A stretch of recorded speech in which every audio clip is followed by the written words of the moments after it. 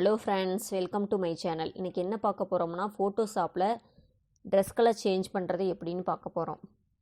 Photoshop open பண்ணிக்கோங்க. Open பண்ணிங்க அப்படின்னா இன்டர்பேஸ் இந்த மாதிரி தான் இருக்கும். நான் யூஸ் பண்ணுறது பார்த்தீங்கன்னா 7.0 வெர்ஷன் தான் யூஸ் பண்ணிகிட்ருக்கேன். எப்படி ஓப்பன் பண்ணுறதுன்னு பார்த்தீங்கன்னா, ஸ்டார்ட்டில் போயிட்டு ஃபோட்டோஷாப்னு இருக்குல்லையே, அதை கிளிக் பண்ணி ஓப்பன் பண்ணிக்கோங்க. இதுக்கு முன்னாடி போட்ட வீடியோவில் பேனர் எப்படி டிசைன் பண்ணுறது அப்படின்னு சொல்லியிருப்பேன். அது கீழே எப்படி ஃபோட்டோ இன்சர்ட் பண்ணுறதுன்னு இதில் பார்த்துட்டு அதுக்கப்புறம் ட்ரெஸ் கலர் எப்படி சேஞ்ச் பண்ணுறதுன்னு பார்த்துக்கலாம். ஆல்ரெடி பேனர் க்ரியேட் பண்ணி வச்சுருக்கேன். அதில் வந்து ஃபோட்டோ எப்படி இன்சர்ட் பண்ணுறதுன்னு சொல்கிறேன். ஓகேங்களா? அதை ஓப்பன் பண்ணிவிட்டு இங்கே லேயர்னு இருக்குல்லையே, அதை கிளிக் பண்ணி ஓப்பன் பண்ணிக்கோங்க. ஓப்பன் பண்ணிவிட்டு இப்போ வந்து ஃபைலில் போயிட்டு ஓப்பன் எந்த ஃபோட்டோ கீழே வேணுமோ அந்த ஃபோட்டோவை செலக்ட் பண்ணிக்கோங்க.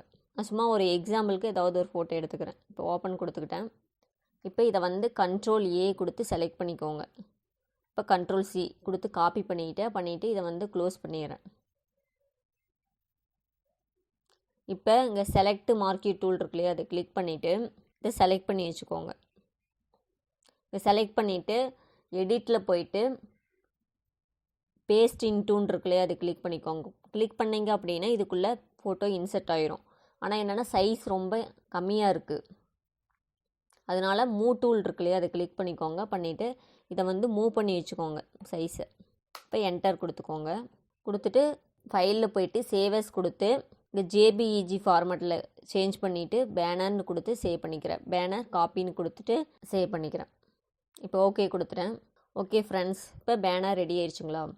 நெக்ஸ்ட்டு வந்து ஃபோட்டோவில் ட்ரெஸ் கலர் எப்படி சேஞ்ச் பண்ணுறது அப்படின்னு பார்க்கலாம். ஃபைல் கிளிக் பண்ணி ஓப்பன் கொடுத்துக்கோங்க. எந்த ஃபோட்டோ ட்ரெஸ் கலர் சேஞ்ச் பண்ணுமோ அந்த ஃபோட்டோவை செலக்ட் பண்ணிவிட்டு ஓப்பன் பண்ணிக்கோங்க. இப்போ இங்கே லேயர் இருக்குல்லையே, அந்த லேயர் கிளிக் பண்ணி ஒரு லேயர் ஓப்பன் பண்ணிக்கோங்க. பண்ணிவிட்டு இங்கே கிளிக் பண்ணிங்க அப்படின்னா 3 டூல் ஓப்பன் ஆகும். அதில் வந்து நாம் யூஸ் பண்ணுறது மேக்னெட்டிக் லேசோ டூல் தான் யூஸ் பண்ண போகிறோம். இதை கிளிக் பண்ணிக்கோங்க. பண்ணிவிட்டு இங்கே ஒரு பாயிண்ட்டு வச்சுட்டு நீங்கள் எதுவுமே மூவ் பண்ணிங்கன்னா போதும், அதுவே ஆட்டோமேட்டிக்காக செலக்ட் பண்ணிக்கும். ஓகே ஃப்ரெண்ட்ஸ், இப்போ ஃபுல்லும் செலக்ட் பண்ணிட்டேன். இப்போ என்ன பண்ணணும்னா Ctrl+Enter கொடுக்கணும். கொடுத்தீங்க அப்படின்னா ஃபுல்லு செலக்டில் காட்டும். இந்த லேயருக்கு பக்கத்துலேயே பாருங்கள் அட்ஜஸ்ட்மெண்ட் லேயர் இருக்கும். அதை கிளிக் பண்ணிங்க அப்படின்னா ஸ்டேச்சுரேஷன் இருக்கு இல்லையா, அதை கிளிக் பண்ணிக்கோங்க.